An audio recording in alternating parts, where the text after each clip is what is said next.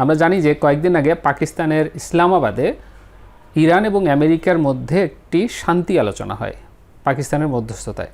তো এই যুদ্ধের প্রেক্ষাপটে, ইরান এবং আমেরিকার বা ইসরায়েলের যুদ্ধের প্রেক্ষাপটে সেই শান্তি আলোচনা এবং সেখানকার একটা ছোট্ট ঘটনাকে কেন্দ্র করে আমি দু একটা কথা বলবো।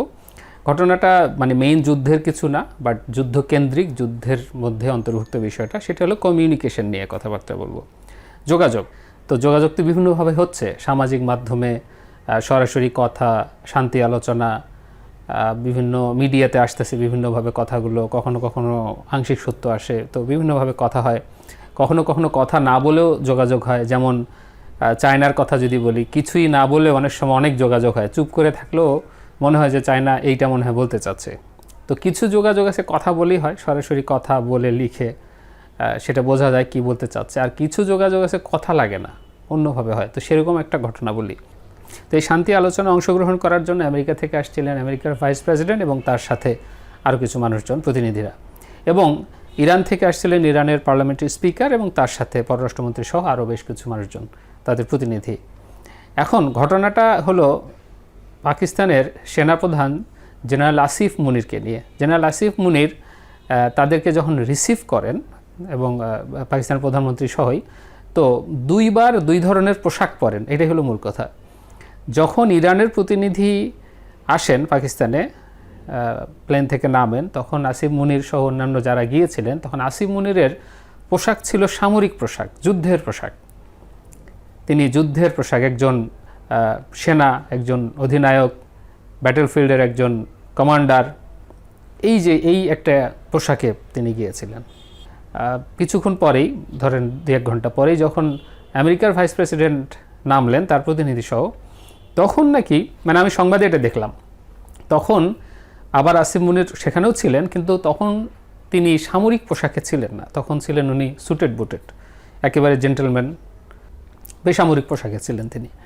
তো এইটা মিডিয়ায় আমি দেখলাম যে আসছে যে এই যে দুই রকম পোশাক দিয়ে, দুই রকম পোশাক পরে দুই দেশের প্রতিনিধির কাছে আসিফ মুনির কি বার্তা দিতে চেয়েছেন।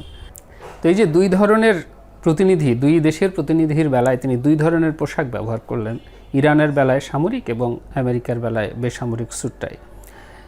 এতে করে অনেক বিশ্লেষক বলতেছেন যে তিনি তাহলে কি ইরানের বেলায় ইরানকে সামরিক পোশাকের মাধ্যমে কি মনে করিয়ে দিলেন যে তিনি একজন কমান্ডার, তিনি একজন সেনাপ্রধান, তিনি একজন যুদ্ধের মানুষ, প্রয়োজনে তিনি যুদ্ধ করবেন, যুদ্ধ করতে রেডি, এবং যুদ্ধের বার্তা, কোনো ছাড় হবে না, যদি প্রয়োজন হয় তিনি যুদ্ধ করবেন, এরকম কি কিছু? আবার আমেরিকার প্রতিনিধি যখন আসলেন তখন বেসামরিক স্যুট টাই পোশাক পরে তিনি কি তাদের সাথে একটা ভদ্র কূটনৈতিক এরকম বার্তা দিলেন কিনা, যে কূটনীতির মাধ্যমে আমরা সমাধান করতে পারি, আসলে যুদ্ধ তার সমাধান নয়, বা যুদ্ধ এটার সমাধান হতে পারে না। কিন্তু আমেরিকার বেলায় দিলেন এটা, কিন্তু ইরানের বেলায় কি বলতে চাইলেন যে প্রয়োজনে যুদ্ধ হবে, প্রয়োজনে আক্রমণ হবে, প্রয়োজনে সামরিক পদক্ষেপ হবে, এরকম?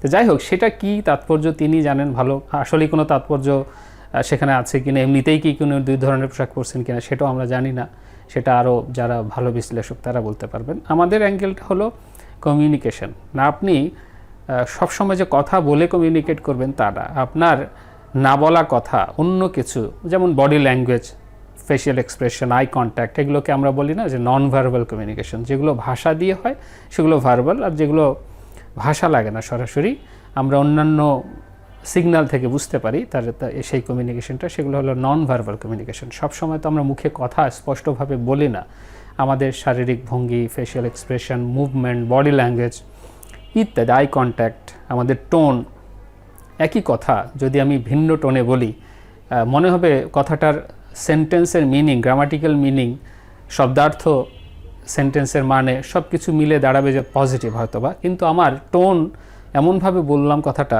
সেটার মিনিংটা সম্পূর্ণ ওই সিচুয়েশন অনুযায়ী আসলে মিনিংটা নেগেটিভ ছিল। সেটা জানা যাবে ওই টোন থেকে, ওই পরিস্থিতি থেকে, ওই ব্যাকগ্রাউন্ড থেকে। সবসময় ভাষা শব্দের মধ্যেই থাকে না, এর মিনিং থাকতে পারে অন্য কিছুর মধ্যে। তো এখন তাহলে কি এই পোশাকের মধ্যেও, সামরিক পোশাক, বেসামরিক পোশাক, এই দুই ধরনের পোশাকের মধ্যেও দুই ধরনের প্রতিনিধিকে রিসিভ করার ক্ষেত্রে দুই ধরনের পোশাক পরা, সেটাও কোনো সিগন্যাল ছিল কি না? তার মানে কথা সব সময় বলতে হয় না, সামাজিক মাধ্যমে লিখলেই কথা হবে এমন না, কথা এরকম পোশাকের মাধ্যমে হতে পারে। বা চায়নার শিপের ক্ষেত্রে যে হর্ন বাজিয়ে, একটা খবরে দেখলাম যে বিশাল হর্ন বাজিয়ে বাজিয়ে হরমুজ প্রণালী পার হয়ে ইরান থেকে চায়নার দিকে যাচ্ছে আমেরিকার অবরোধকে তোয়াক্কা না করে। এটাও কি একটা কমিউনিকেশন, যে দেখো আমরা যাচ্ছি, তুমি পারলে ঠেকাও? এরকম কমিউনিকেশন তো হয়, সরাসরি তো বলতে হচ্ছে না যে আমরা যাব, তুমি ঠেকালে আমরা প্রতিরোধ গড়ে তুলব। সবসময় হয়তো বলতে হচ্ছে না, কিছু কিছু সময় হয়তোবা ওই জাহাজটা এমনিতেই হর্ন বাজিয়েছে অন্য কোনো কারণে, কিন্তু এখানে হয়তো মিনিং দাঁড় করিয়েছে। কিন্তু এটাও তো, কথাটা তো একেবারে তাৎপর্য কম না, হতে পারে এরকম কিছু, যে আমরা আসলে তোমাকে ভয় পাচ্ছি না, সিগন্যাল দিচ্ছে একটা। তো এরকম কথা দিয়েও কমিউনিকেশন হতে পারে, আবার কথা না বলে অন্যভাবেও কমিউনিকেশন করা যায়, এবং সেই কমিউনিকেশনগুলো অনেক সময় কথার চেয়ে বেশি পাওয়ারফুল হয়।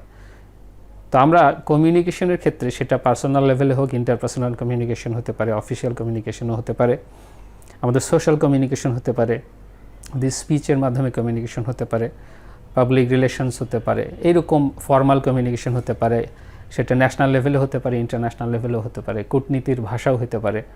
তো সেক্ষেত্রেও কিন্তু এই যে দুই ধরনের কমিউনিকেশন, একটা হলো কথায়, লেখায়, শব্দে থাকতে পারে, আবার শব্দের বাইরেও অনেক ধরনের কমিউনিকেশন হতে পারে।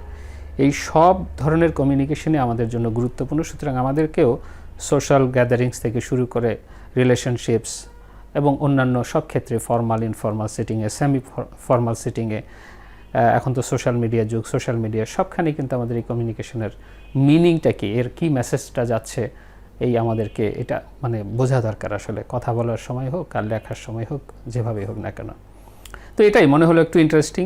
আমি তো যুদ্ধ বিশেষজ্ঞ না, বা রাজনীতির মানে রাজনীতির যুদ্ধের রাজনীতি কোনোটাই হয়তো ভালো বুঝি না, একটু খবর টবর রাখি। তো এই ঘটনাটা আমার কাছে একটু মজা লাগলো, তো ভাবলাম একটু শেয়ার করি আপনাদের সাথে।